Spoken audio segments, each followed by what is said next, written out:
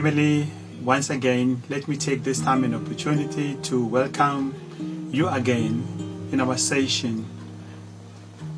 Like we discussed previously, today I would like to, before we even get deeper into today's topic, Mana is turning 20, Mana is 20, Mana Tabernacle members and followers, you have seen us sharing the cake last Sunday.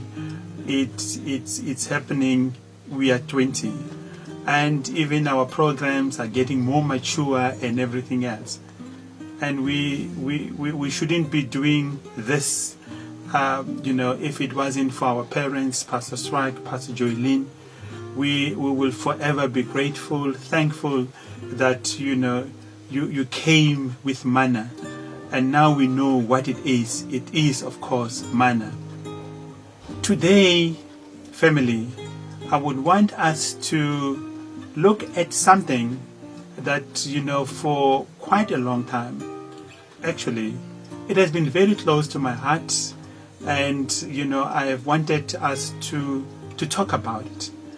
And what is it actually that I want us to talk about today? I want us to talk about support. Support in which way? And I'm going to give you a hint of how I would want us to talk about support. Support can come in so many ways. And support can come in so many ways, of course. But in this session, I would want us to, to talk about support when one is not well, when one is sick. I would like to give, an example with myself, but I would, sometimes like to go out of myself to, to give you other scenarios so that, you can, relate to this kind of support that I would like us to talk about. In my case, I was sick. You remember that. You know that by now. I tested positive for COVID-19. I was sick, I was scared, I was fearful, and I would like to thank you guys for all the support that you afforded me. I wouldn't have made it without your support. The loneliness could have killed me. I needed whatever support that you could give, whether it's a phone call, whether it's a text message, is a video call.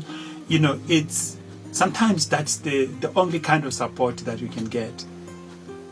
Particularly, with COVID-19, given that you do not receive physical visits, so any kind of support that you can get become very important. But over and above me as a person getting this support, what we often neglect is people who might as well need the same support that you need. In my case, I would say I was a patient. I would say I was the one who was positive. But I had people around me. I had my wife, well, she wasn't positive. I had my kids, well, not positive. I had my mother, she wasn't positive. But do you think these guys didn't need support? Of course they did. And quite often, it's the support that they do not get. And why they do not get this support, it's straight and simple. Nobody think they need such. Nobody think, they're affected the same way you are affected. Let me tell you something very interesting. When I was in isolation, sometimes I would sleep peacefully, and without any worry. And guess what? My family wasn't sleeping. I learned at a later stage that they were so worried. They were so worried that they at least have each other, but I did not have anybody or anyone. And at some stage, I learned, that my children will say, you know what, if it wasn't for the support that we got, from the pastors who will always call and check on us, how are you doing, boys? How are things? And this and that. And they kept encouraging us. Sometimes we felt this was way too hard. Our father is lying there with the possibility that he might not recover. We're thinking so many things. And more than anything, we needed support. More than anything, we needed someone to say, don't worry, things are gonna be okay. Don't worry, God is in control. But hey, in our business, I'm sure you would agree with me here. When in a family, we have one person who is sick. Even when we make calls, to want to check on how this person is doing, do you know what we do? You make that call, someone responds, say that person is the wife, say that person is the son, is the mother. Sometimes we become very rude. Can't say rude, maybe because of lack of a better word. We don't even ask, how these persons themselves are doing. You should straight to ask about the patient. You ask straight about this person that in your world, this is the person who is sick. This is the person, that you would want to know how the person slept, how is the person doing, how is it this, how is it that. But what you neglect to do is to find out from the same persons that you're inquiring from, how they themselves are doing. And by doing that, or by not asking how they themselves are doing, you know what? We're not affording them the support that they need. The support that they require and need so much, so that they should be able to support this person that you are worried about. These persons need support. And sometimes because we don't give them the support or do not afford them the support that they need, not out of, maybe out of not knowing, but what happens at the end of the day, they feel like we do not care about them. They feel unappreciated. They feel like, they are not valued. After doing so much to care about this person that everybody is so concerned about, nobody is saying anything to them. Sometimes, out of all these frustrations, for children, they go and sit in their rooms. If they know God, if they are saved, well, they could be going in their rooms, in their exclusion, to pray about situation that confronts them. Pray, ask God to calm their fears. Pray and ask God to calm them on their anxieties. Pray and ask God, to strengthen them, to encourage them, because, they are hopeless and helpless. But hey, you know why they have to go and confide in God, our Father, It's because they see that around there's no one who is concerned about them. You know, I had a conversation with my children. You know, after I tested negative, I just wanted to check with them, you know, how they felt the whole time that I was in isolation. I think good enough for us. Although, you know, I was in isolation, we had an opportunity, you know, given our setup, you know, to have video calls now and then, so I could see them, they could see me, and every time they would call me, they would be all together, so I could see all of them at the same time, and they could also see me. But, you know, I just wanted to find out, you know, the whole time that they were there for me, did they feel that, you know, they also got, you know, they received enough support either from myself, although I was not in the best position to support them, but, you know, from whoever knew about our situation. And when people called, you know, before they could ask about me, were they able to ask about them, ask them about how they felt, you know, how they were handling the situation, how the whole situation was affecting them, you know, psychologically, mentally, physically, whether they were able to do anything, you know, productive for the whole time that I was in isolation. And you know, the responses that I got, actually, you know, from my children and also from my wife, you know, got me, you know, to want to talk to us. You know, because, you know, my wife would say, for instance, to me, you know, when people would call, they wouldn't necessarily want to find out anything about them. They would should stay to want to know, how is our brother doing? How is Buti doing? How did he slept? And nobody would care to want to know, how did I sleep myself? How am I handling the situation myself?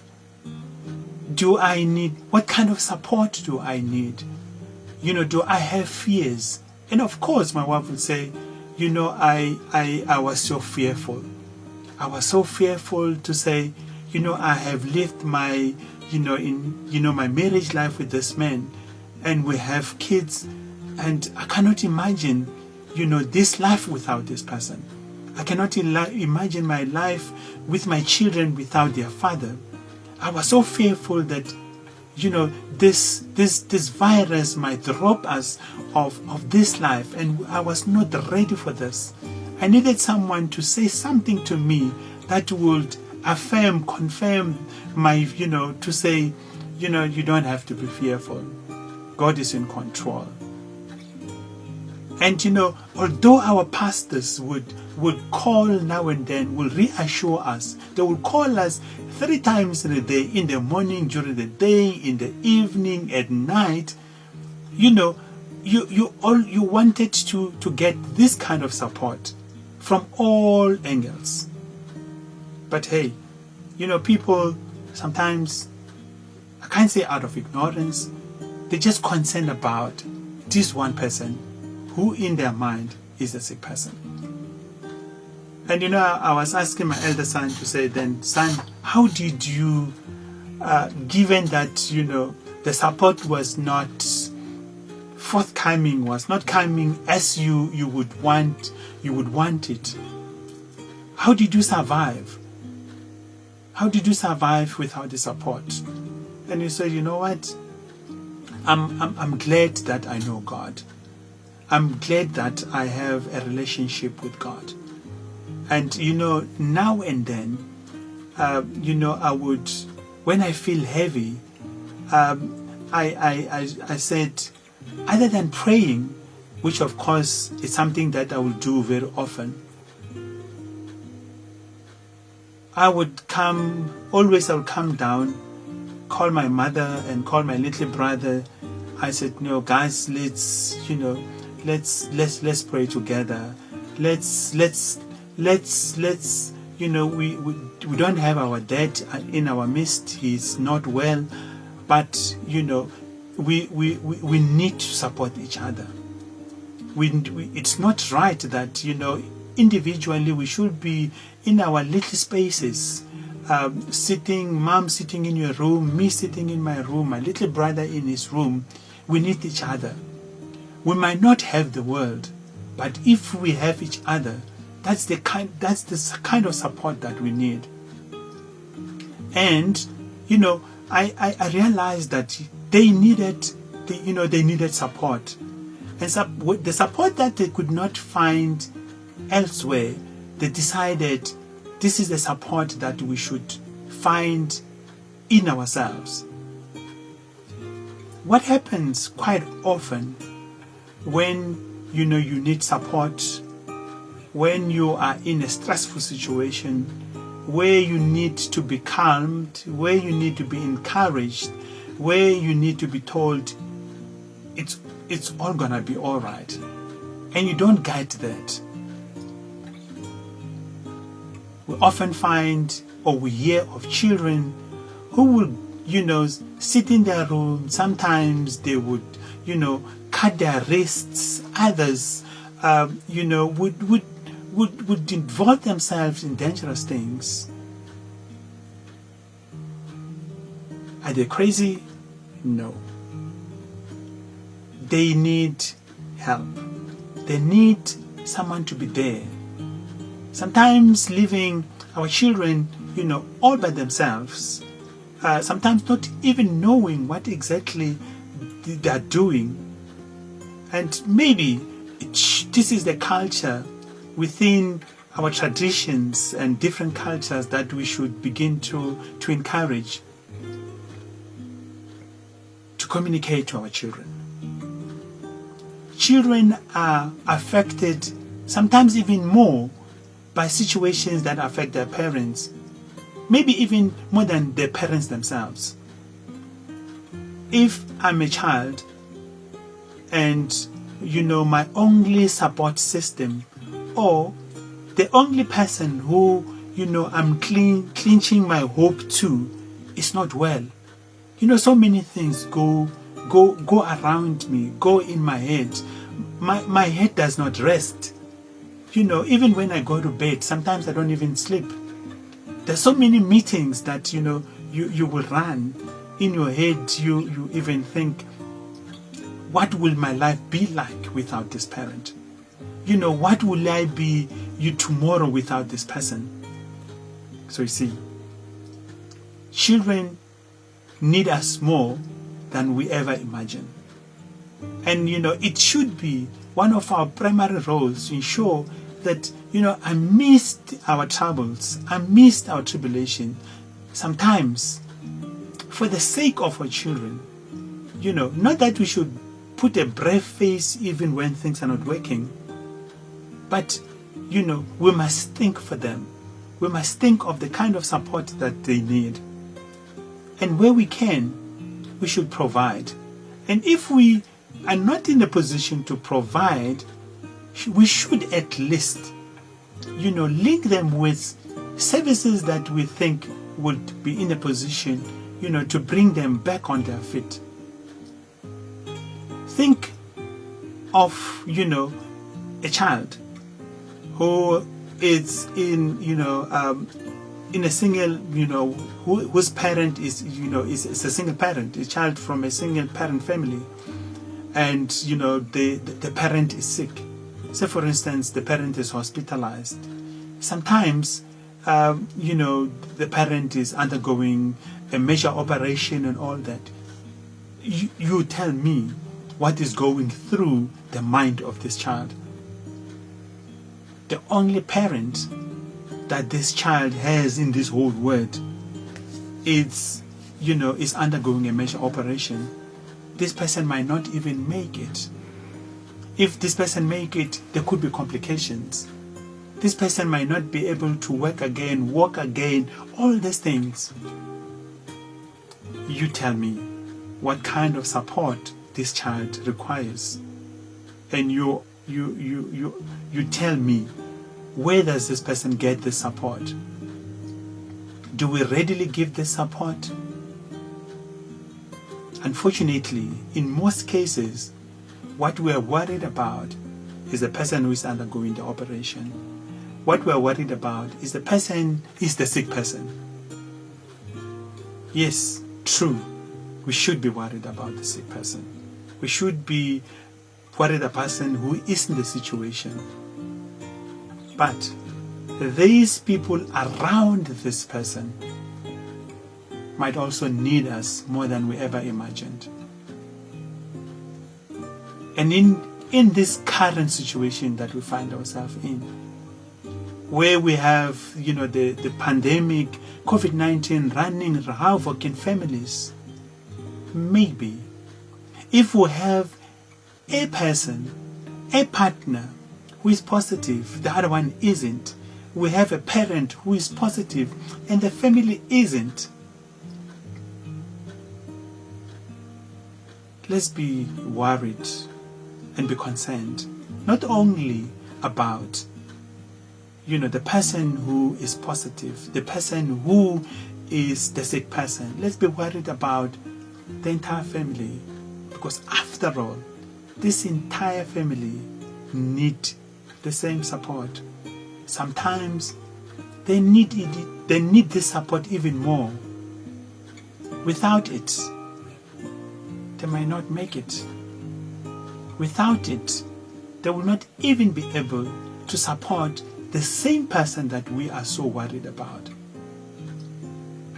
Family, I thought today I should only be talking about support, and I think I managed to talk about support.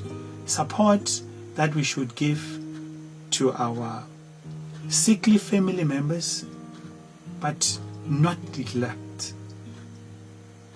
To support the same members who are not sick, but need the support to help them deal and cope with the situation that they find themselves in.